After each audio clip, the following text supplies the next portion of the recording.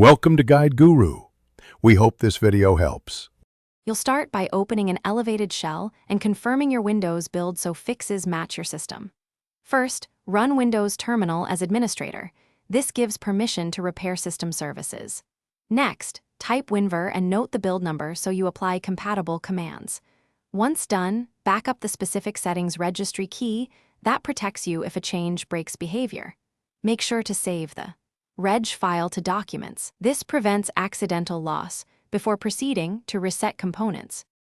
Now you'll reset the settings app package and related components to restore functionality. In the elevated shell, run the PowerShell reset command for Windows.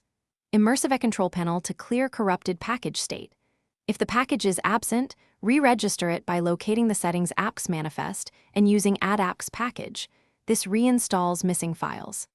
After re-registering, restart dependent services like Windows Update, Shell Experience Host, and Settings Broker so they pick up fresh settings. Make sure to reboot after these steps so system caches refresh properly. Finish by repairing core system files and testing whether settings works across profiles.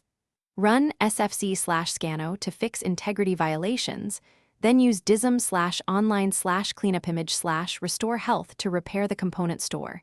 These two commands often resolve lingering errors. Once done, create a new local user and sign in to verify whether the problem is account scoped. If settings still fails, restore the registry backup or roll back to a recent system restore point. This cleanly undoes risky changes and returns you to a known good. Thanks for watching. Consider subscribing if we helped you today.